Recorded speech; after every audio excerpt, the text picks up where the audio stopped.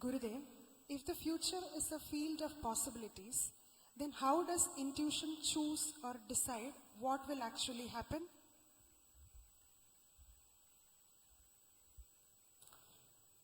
Intuition works from a different sphere as well. It comes from a choiceless awareness. Choices are much lower than intuition. Yeah. Choice is a field of confusion. Intuition is a field of wisdom, knowledge.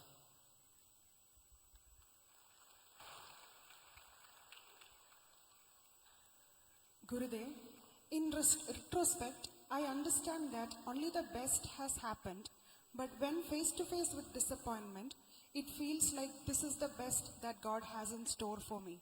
Please guide. Yes, time will tell you.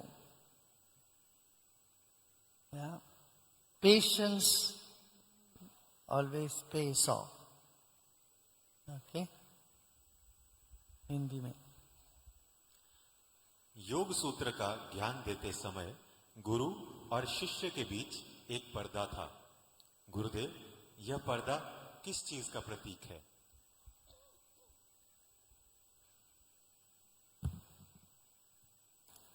जबकि देखोगे सब ब्रह्म है, सब ईश्वर है, ईश्वर के सिवाय कुछ नहीं है। यदि ये इस स्तर पर व्यवहार करेंगे, ना गुरु गुरु बन सकते, ना शिष्य शिष्य बन सकते हैं। सब समान है, सभी भूतों में भगवान है, सब एक से हैं, एक है, तो कौन किसको सिखाएगा? कुछ नहीं होएगा। तो वहां पर ज्ञान भी आगे नहीं बढ़ सकेगा। तो एक पर्दा रहा। महर्षि पतंजलि पर्दे के पीछे बैठकर योग सूत्र दे रहे थे।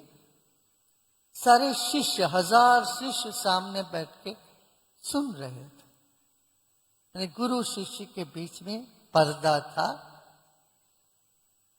आवरण था। गुरु अलग थे, शिष्य अलग थे। एक सीखने वाले थे, एक सिखाने वाले थे। और योग यही कहता है, योग माने जोड़ना, जुड़ जाना। उसमें तो दो की आवश्यकता है। सब एक है तो जुड़ा है, जुड़ेगा कौन किससे? सब ब्रह्म है और कोई कुछ नहीं है, तो कौन किससे जुड़ेगा? योग के लिए पर्दा बहुत आवश्यक है।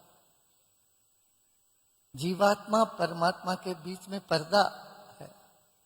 ये पार्थक्य ही पर्दा है। पर्दा की वजह से लगता है ये जीव है और ये परमात्मा है। तो जब पूर्ण हुआ कैवल्य पाद का आखिरी सूत्र गुरुदेव ने बोला, कह दिया, उसके बाद मौन हो गया सब। उस मौन में शिष्य ने आके पर्दा खोला। पर्दा खोलते ही क्या हुआ? सब हजारों के हजार भस्म हो गए। ये कहानी है। माने शिष्य अलग रहे ही नहीं, गुरु में समा गए। गुरु शिष्य एक हो गए। एकता हो गई कि भस्म, ज्ञानाग्नि में सब भस्म हो गए। पर्दा हट गया, सब भस्म हो गए। मगर एक व्यक्ति लघु शंका के लिए चला गया था।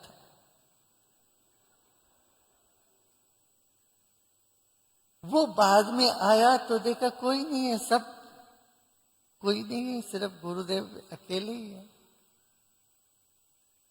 तब उनको देखा, अरे भाई तुम कहां चले गए? आधा ज्ञान, अधूरा ज्ञान जो है बहुत खतरनाक होता है। जब ये बाहर चला गया तो अधूरा ज्ञान था, तो फिर वो ब्रह्म राक्षस बन गया। अधूरा ज्ञान जो देता है वो ब्रह्म राक्षस होता है। माने राक्षस माने वो बलशाली भी एक तरफ से है, बहुत बड़ा बलशाली भी है, और नुकसान खुद को भी है, लोगों को भी है। उसके मन में प्रश्न बना रहा, सुना था योग सूत्र, मगर उसके मन में प्रश्न था व्याकरण का। योग में कोई प्रश्न ही नहीं उठ सकता, व्याकरण का प्रश्न। और वो प्रश्न जब मन में होता है, कोई शांति से नहीं बैठ सकता, उबलता रहता अंदर से। और जो भी शिष्य इनके पास आए, कुछ दिन ठहरे कि मगर वो सब ये अपना प्रश्न, उनको पता चला इनके भीतर प्रश्न है। अभी एक ऐसा गुरु है खुद ही प्रश्नों में उलझे हुए हैं, और वो प्रश्न पूछते जा रहे हैं। जो अंदर है वो बाहर तो निकल ही जाता है। तो वो हर शिष्य से पूछता रहा प्रश्न, और कोई इसका ना उत्तर दे पाए। सब बोले कि अरे भाई हम तो सीखने आए, यहां तो कुछ मिल नहीं रहा। सब लोग पहले जो आकर्षण में आए थे सब हट गए। तो ये ब्रह्म राक्षस और बेचैन में पड़ गए, और बड़े दुखी होते रहे। अंदर से दुखी, बाहर से दिखावा, ऐसी इनकी हालत थी। ऐसे बहुत लोग हैं आजकल भी, बहुत साधु संत सन्यासी गुरुजन, दिखावा के लिए गुरुजन है। 2-4-10,000 लोग उनके पास आते भी हैं, अंदर से वो दुखी हैं, प्रश्नों में उलझे हुए हैं, उनका मन शांत नहीं है। तो ऐसे ब्रह्म राक्षस, इसी को ब्रह्म राक्षस बोलते हैं, ऐसे ब्रह्म राक्षस से बाधित होके इतना परेशान है। तो गुरु को करुणा आई, वो खुद ही इनके शिष्य बन के आया। ऐसी कहानी आगे चलता है। खुद ही शिष्य बन के आए, फिर उनका प्रश्न का समाधान किया, और वो ब्रह्म राक्षस से मुक्त हो गए। ये कहानी है। ऊपर से देखने से लगता है जो शाप दे दिया। अरे पतंजलि महर्षि शाप क्यों देंगे? शाप हो जाता, जो कर्म जैसे कर्म करते हो उसको भोगते हो। आधा अधूरा ज्ञान लेके तुम गुरु बनने चले गए तो तुम परेशान हो जाओगे। फिर तो कुछ दिन में वो तुमको भीतर जलाता रहेगा। ऐसी स्थिति में ब्रह्म राक्षस उनके भीतर हावी हो जाते हैं। हाँ, तो ये सुंदर एक गहरी तत्व है इसमें।